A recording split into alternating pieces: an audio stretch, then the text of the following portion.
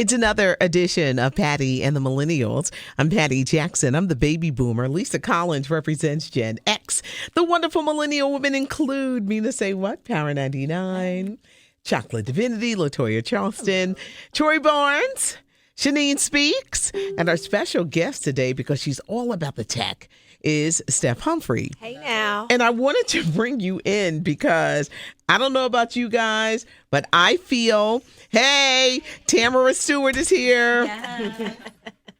I feel like Amazon is taking over the world. Taking over the world. I am frightened. I don't want to go in the supermarket and not see a checkout person. I don't want to know that there's robots in the back doing everything. I don't know about how you ladies feel, but things are just moving so fast.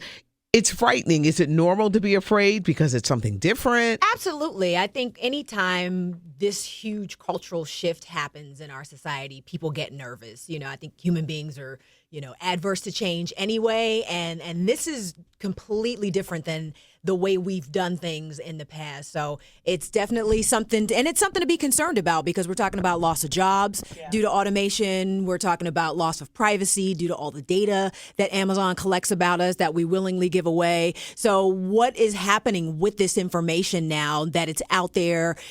Hacks can happen, security compromises happen. So there are a lot of variables when major technological shifts like this happen that we haven't accounted for yet, and nobody knows how to even deal with yet. Our laws haven't caught up to all of the technology changes that are happening in society. So there's a lot of questions, and when you have questions, you have anxiety. I know I got it.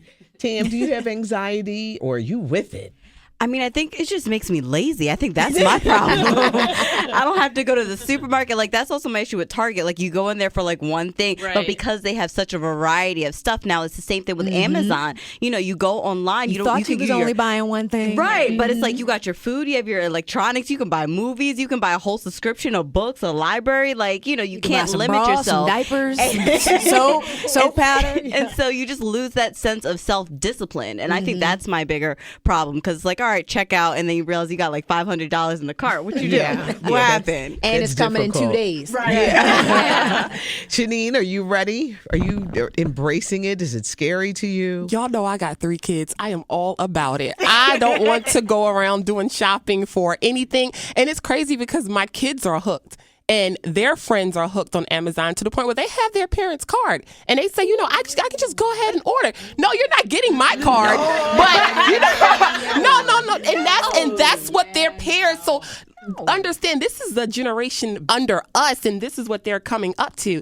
And honey, I'm sorry, I don't feel like going to the store to get toilet paper. I'm sorry, I'd rather just order the bundle and have it come to my house. And sometimes the food shopping is getting ready to get ordered online. So yeah, I'm tired. But Steph, don't you think it just takes away from personal interaction? Oh, it eliminates it altogether. Yeah, we've become that society, through social media and everything else where, unfortunately, younger generations don't know how to have conversations. They don't know how to, sit and interview if necessary. So we're losing a ton of social capital because of what technology does for us. Mina? I also think that it makes people a little crazy. And it also contributes to our debt. I mean, people go on there and buy stuff that they shouldn't be buying. You don't really need that. But because it creates this sense of urgency, you have to get this right now. You're going to get this deal. This deal's going to be over. Even Amazon with Prime Day. Well, yesterday was Prime Day, yeah. This deal's going to be over in 5 minutes. You need this now. It makes people a little crazy. I heard that Amazon's going to start delivering food. I'm with it. You know what I'm saying? I don't want to go out and get my food. But I do think that it's setting up this tricky thing where we don't need people. And I feel like we do need people. Like for me, I can't shop for clothes online. I just can't. It'll come, and then it won't fit me because my body is shaped differently. So I think we still need humans for certain things.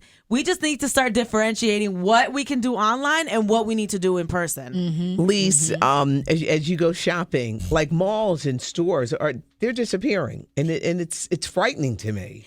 Now, I like a good mall. I like to putter. I like to walk around. I like to look. It's a social occasion. Sometimes I'll go with my friends and we'll go and we'll hang out. But I have to say, I go to Sam's Club, and it's always crowded and backed up. Now they have a feature called Scan and Go. So I go, I scan my stuff, I put it in my cart, and I check out from my phone, and I can walk out, and they scan it, and I never have to get in the line, and I'm excited. Because it's like, yes, it just saved me so much time. So I'm like 1 foot in, 1 foot out, I have to admit. There's benefits, but to every benefit, there's a bad thing. You have to consider the consequences of what you're giving up for all of that convenience. There's a cost associated with all of that convenience that I don't think any of us are really thinking about because it's convenient, because it's in 2 days and it comes to my door and I can scan my phone and it can, but there's a definitive cost to that. Even if you take the security part out of it and Amazon or Sam's Club never gets hacked, what are they doing with that data? And I think if we really knew what was behind that curtain, we would pull back a little bit on that. I mean, because you think about it, like 2 years ago, you went to the grocery store and it was fine and you did your shopping and you might have had to hurry up and rush and do it, but you did it and you fit it in and you made it happen because you needed food. Like, I don't know where we're at now to where I can't go to the grocery store. You know what I mean? You can go to the grocery store. It's more we about, can all go to the grocery store. Listen, I'm there, but it's more about convenience. Like, you'll go to some stores that they won't have what you need. Online, you can always find what you need. But again, the downside of that is it contributes to debt. It's a trade-off. Right, so the thing that maybe you couldn't find that you weren't going to buy, now you can find it. Mm-hmm. So now you can charge it, and now your debt will be bad. I don't get in line behind that one person that has the item that has to be price checked, and nobody can find it, and they got to go find it. Right. Troy? Okay, so I have a different standpoint. I don't want an Alexa. I don't want a motorized vacuum cleaner because I'm a Disney baby. And I seen that Disney movie where the house took over everybody's life. Held them hostage, shut them down. So as soon as I saw that, I said, And then I saw Alexa just ordering stuff because you said, I need some chapstick. Alexa was like, oh, your chapstick's in the mail. It's on its way. No, exactly. Alexa, don't tell me when I'm doing stuff. I don't want my life run by robots or computers. I put a limit on what I will allow. I'm going to still go food shopping because I can't. I read this article, interesting that you said that. So I'm there with you, right? Uh-huh. I don't want this random thing listening to me speak and then ordering things on account of I said I needed this, but I really didn't need it. But just the other day, I read this article that this woman was being abused by her man, and the Alexa heard him say, "Did you call the cops?" So but see, Amazon is saying that Alexa is not capable of dialing 911. So there's still a lot of. But how did it? We're not. The cops, we're the not cops sure. Showed up, yeah, right? they did. You read the story too. I did. And the follow up was that Amazon's like, Alexa's not programmed to, like, Siri can dial 911 for you, but Alexa's not programmed to dial 911. Well, Alexa got they're a damn not sure. Mind of her own, because she was like, I'm going to call the police. You whooping my girl's ass. I'm going to send the police right to your house. Right. You going to jail today. Do not pass go. And that's another whole aspect of this that we haven't even talked about. AI, artificial intelligence, is huge. It's probably one of the fastest growing segments of technology right now. And what's that going to mean? We all remember Terminator and Skynet, and the computers start thinking for themselves and decided they didn't need the humans. That may not be as far away as we think if we keep allowing these machines to get smarter and smarter and smarter and smarter. At some point, they might decide they don't even need us anymore. Wow, chocolate divinity. I think I'm kind of obsessed with Amazon. I mean, for me, it doesn't cause debt because I am the queen of letting that stuff sit in the shopping cart and never buying it. Oh, you've been sitting here for a month now? I feel like for me, it's more impulsive if I actually go to a store and it's there and I can like feel the material. Then it's like, oh, okay. For me, I'm hesitant to buy certain things online because I don't know what it looks like right in front of me, and especially with clothes because you don't know the fit. Now, I have ordered clothes online from like Express, but that's because I've been to the store and I know how it fits already. So, Steph, how do we deal with this? I mean, the nervousness, I worry about the lost contact, that personal, it saddens me, maybe because I'm a baby boomer, that malls are dying. Now, I did hear a great thing that major department stores are slashing prices on cosmetics. I'm like, yeah. Well, that's something, right? I guess I can get something out of it if they got to go out of business. Well, I think it's incumbent on all of us to make the effort. If you're feeling disconnected, make the effort to connect. Call a friend and invite them to lunch, or take a walk in a park and stick your feet in the grass, and just you have to make that effort and get over that FOMO, if you will, that fear of missing out. You know what? I don't need my phone today. I'm going to leave my phone at home when I go work out today because I don't need it and I don't want to be distracted by it and I don't want to have 20 different notifications popping up every 5 minutes. So it's an individual effort and it's personal responsibility to say, I want to stay connected to people, so I'm going to find those opportunities to stay connected to people. Now, let me ask a question. I saw an article that said Google is listening to you all Google's the time on your phone, right? So, and I've used that OK Google.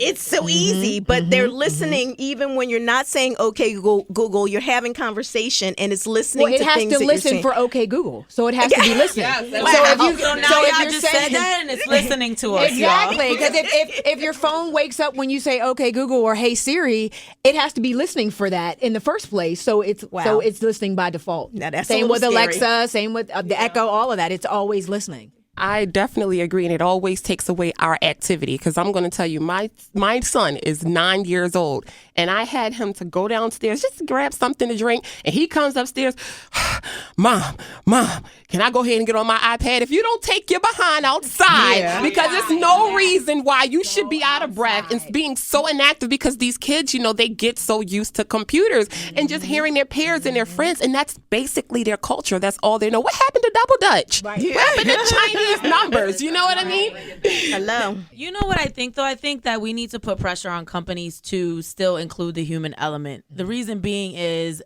there's not even customer service anymore. I had an issue with Uber, and a bad issue where they messed up, and I was sending emails, and the person I was emailing with wasn't getting it. Like, this is not right. You guys need to refund me my money. I'm very adamant about this. I could not find a number. Yeah. I could not find a person. Yeah. Like, I need to speak to a manager. And I said this in the email. I need to communicate with a manager because you're not understanding the severity of what you guys are doing. You're allowing someone to charge me for something that I did not do or is not that severe. I can't even find a number. I tried tweeting them at Uber support, all of that, and I can't even get anyone on the line. I think that's dangerous. And it's by design. I mean, that's kind of what they want. They don't want to be super accessible. They want to appear accessible, but not be super accessible. I know some of the social networks have been talking about, I don't know that they'll actually do it, imposing, not necessarily imposing limits, but maybe if you've been on Facebook for 4 hours, a window will pop up and say, hey, maybe you want to take a break, or maybe you want to put your phone down for 2 seconds, because, and that's the thing. You still watching? But that's the thing. It's like they have these industrial psychologists that design these systems and these networks to keep you on there. The same way you can't get anywhere in a hotel without crossing through the casino. Even if you're only trying to go from here to here, you got to go all the way through the casino. It's the same type of concept where they're trying to keep you online as long as possible so they can hopefully sell you something at the end of the day. But if we can get some of these other safeguards in there, again, like after an hour, you know what, it's been an hour, stand up and stretch, you know what I mean? Or put the phone down for a minute and look away from the phone, because this is affecting your health, your neck, your wrist, your eyesight, like my physical everything. Every hour, trust get me, up and stretch. My right hand, I felt like I was starting to get some basic carpal tunnel, because my fingers were going numb and I was getting the nerve. And so I realized, because I tend to favor my right hand to hold my phone, and I hold it kind of crooked and the whole nine, and I just started leaving the phone down and scrolling with it down. I have an injury called medial epicondylitis. It's a real injury. The short term is golfer's elbow. It's for overusing that muscle. My doctor literally has a limit on how often I could use my phone. I'm telling you. Like people, and then she's telling me she's seeing more and more people with these kind of injuries that we never had before in their forearms, in their elbows, and in their wrists. Right. And then it leads to nerve damage. That's right. Because the muscles get overused and they get inflamed, which is what happens to me. And then your nerves can't function, and that's why you get the tingling. And I was getting the tingling. Tim, that's crazy. At one point you walked away. Are you overwhelmed? I am overwhelmed, because even so I do make certain strides, even though we're in this phase of technology and the involvement. I do try to still make phases that I'm interacting with people. So when I go to the market and Target, I don't do the self-checkout. I need to say, hi, how are you doing today? How's your work day going? When do you go on break? When do you get off? I'm so serious. I talk to everybody. I get it from my father, but it's I always try to make sure that I take those little strides to avoid the technology route and make sure I continue to gain and control my interpersonal skills with other people. There you go. Also, because things are becoming so convenient and you can get your toilet paper online or like your toothbrushes. Do you think some people might kind of have a backlash, like rage against the system, and it will be more lucrative for smaller businesses? What do you think? I see small businesses losing this battle. You know, I mean, think about because we've seen this before. We just didn't see it in this iteration. You know, Walmart did the same thing. When Walmart came on the scene, Walmart crushed all their competition. All the mom and pops in the flyover states closed because they just couldn't compete with the pricing and the fact that everything you can go to Walmart and get everything. You know, it's the same thing. Amazon is the new Walmart, and you know, Walmart is struggling right now. You know, Walmart is struggling to try to figure out how to get 2-day shipping and all this other stuff to keep their customers. So it'll evolve into something else, but I think small businesses are going to have to go very niche. And offer something that that the Amazons of the world just won't offer or can't offer for whatever reason. But yeah, small businesses are definitely going to lose out. I am so glad that you joined us today. Up a can of worms.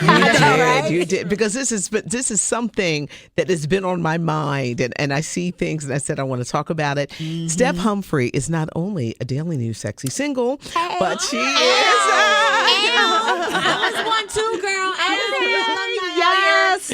She is also like a tech specialist, and I really wanted to have this conversation. So thank you. This was awesome. Thank you for inviting me. You're welcome. Shanine Speaks and Troy Barnes and Lisa Collins. Tamara Stewart, producer Tam Chocolate Divinity, who be wearing those hot pants, but that's for another podcast. And Mina Say What from our Power 99 morning show. Our producer, she puts all of this together. Latifah Wadi, Coach T. Yay! I'm Patty Jackson. I'm Patty Jackson. This is the podcast, Patty and the Millennials, which you can find right here at wdas-fm.com.